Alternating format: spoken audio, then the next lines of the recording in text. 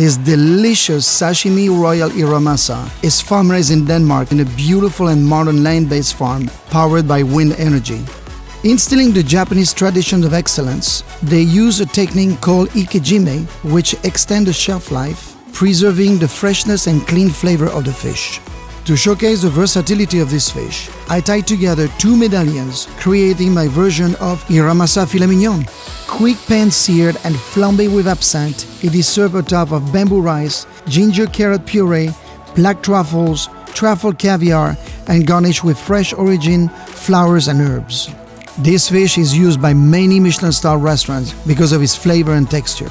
The top loin is one of my favorite cuts. It is cured with fennel pollen, sea salt and sugar for 24 hours. Sliced atop of nashi pear with vanilla-infused lobster, seagrass, trout caviar, lemon oil and hearts on fire. And I sprinkled the salt mixture around the rim of the plate. It is quite a sexy dish. The fat content is optimum and the bellies present a stunning marbling. I love the belly meat fat content as it lends itself perfectly for my tartare preparation. The flesh is cut into small dice and seasoned with orange zest, lemon juice, red chili, shallots, chives, mango, tossed with argan oil, topped with yuzu pearls, microgreens, and garnished with a miso sesame twill.